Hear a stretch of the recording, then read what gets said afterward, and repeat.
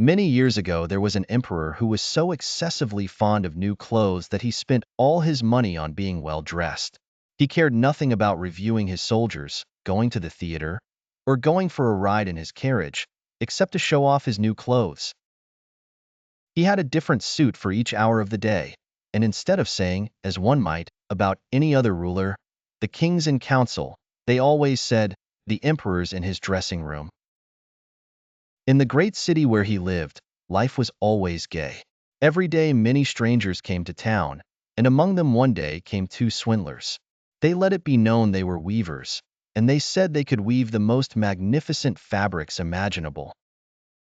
Not only were their colors and patterns uncommonly fine, but clothes made of this cloth had a wonderful way of becoming invisible to anyone who was unfit for his office, or who was unusually stupid. Those would be just the clothes for me, thought the emperor. If I wore them, I would be able to discover which men in my empire are unfit for their posts, and I could tell the wise men from the fools. He paid the two swindlers a large sum of money to start work at once. They set up two looms and pretended to weave, though there was nothing on the looms.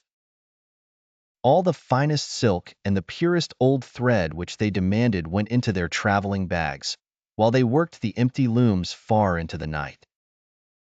I'd like to know how those weavers are getting on with the cloth, the emperor thought, but he felt slightly uncomfortable when he remembered that those who were unfit for their position would not be able to see the fabric. It couldn't have been that he doubted himself, yet he thought he'd rather send someone else to see how things were going. The whole town knew about the cloth's peculiar power, and all were impatient to find out how stupid their neighbors were. I'll send my honest old minister to the weavers, the emperor decided. He'll be best able to see how the cloth looks, for he's a sensible man and no one does his duty better. So the honest old minister went to the room where the two swindlers sat working away at their empty looms. Heaven help me, he thought as his eyes flew wide open. I can't see anything at all, but he did not say so.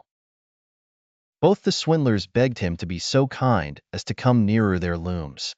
As he did, the swindlers asked him whether it wasn't a beautiful design and whether the colors weren't magnificent. They pointed to the empty looms, and the poor old minister stared as hard as he dared. He couldn't see anything on the looms, because there was nothing to see. Heaven have mercy, he thought.